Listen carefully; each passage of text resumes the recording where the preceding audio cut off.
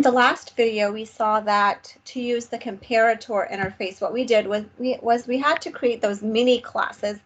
And the only purpose of the mini classes that we created was just to implement that comparator interface that we wanted to have the arrays.sort or collections.sort use. So if I didn't want to create these mini classes, I can do something else, which is using Lambda expressions. So Lambda expressions were introduced in Java 8, and we're all using Java 8 and beyond right now. And what it does, it basically implements that compare method inline. So what we do is we call the arrays.sort method, we give it the array, and then we write an expression that kind of looks like a function, and it's a function in place. So basically here in parentheses, we're writing the arguments that the compare method was going to take as input. So the compare method was going to take two objects, let's call them A and B. We don't have to put that they are students or anything. We just say A comma B, or like any variables that you want, X comma Y.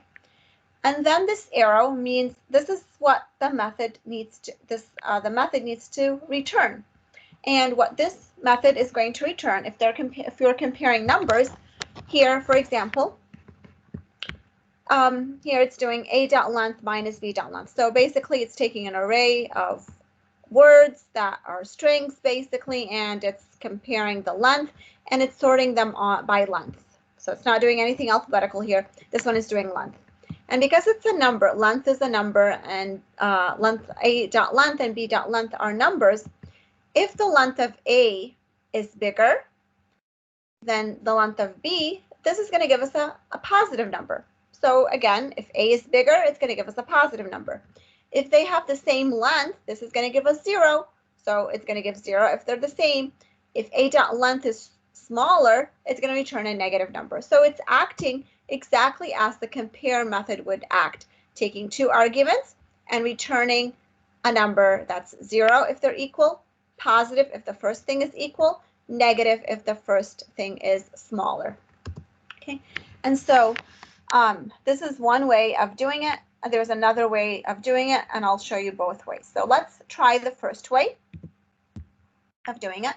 So here, I was sorting on banner ID. Instead of sorting on banner ID using the student banner ID class, what I'm going to do is I'm going to say arrays.sort. And now I want to sort on banner ID. So I'm going to say, if you give me two objects called A and B, what I'm going to do is I'm going to go to A, and I'm going to go and get its banner ID. And then because they are strings, I'm going to call the compare to method on it. And I'm going to give it as an argument b's.getBannerID. Okay, so this is very similar to what we just did down here. We wrote a method that took A and B. What we're doing is we're omitting the type, so we're not putting student and all that. So it takes two students as input, and what it's returning is A get banner ID compared to B.get banner ID. So it's exactly like what we have in our return statement. Okay, let's do that again for the other ones. So based on the name, instead of using this compare, the sort method, what we're going to do is we're going to write our own comparator using lambda expressions. So this is called a lambda expression. So here I'm going to say students. I'm going to take A and B as input, and what I'm going to return is A.getName here to B.getName. We were also sorting on social security number, so let's do that too. So sorting on social security number was done here. Let's take it and move it down. So instead of sorting this way, what I'm going to do is I'm going to say arrays.sort, take the students. If you give me two students called A and B, what I'm going to do is I'm going to go to A, and I'm going to get the social security number of that, and it's a number. So because it's a number, I'm not going to use the compare to method. I'm going to use the minus b.get SSN And that's how I want you to sort them. Okay, so let's test that out and make sure we're still sorting on the three things work correctly. So social security number, yep, they're sorted. Name, yep, they're sorted. Banner ID, yep, they are sorted. What I could have also done instead of saying minus, because this will work for whole numbers, it's not going to work for double and float.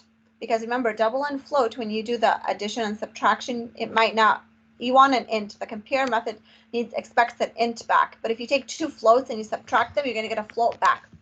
So I could have also said integer.compare, and I'm going to take those two as arguments. I'm going to take A's social security number and B's social security number. So we could also use the wrapper class like integer, double, float, and this should provide us with the same answer. So if I check and see the social security one, it's still sorted correctly. Okay. So this is how you would use Lambda expressions.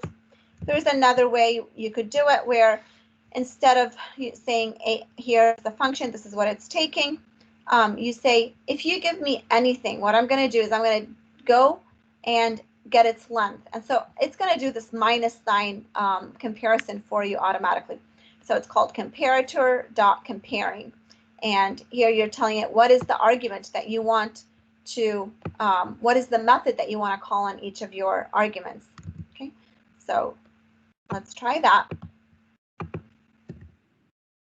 So here I would say arrays.sort students.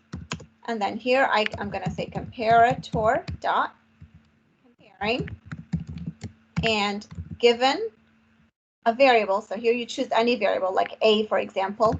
What do you want me to do? So if you give me A, what I want you to do is I want you to go and say A, get the social security number. Okay. I want you to compare the social security numbers of the objects. So any object, you're going to go get the social security number for it and compare it. Let's do it with the name, which is a string.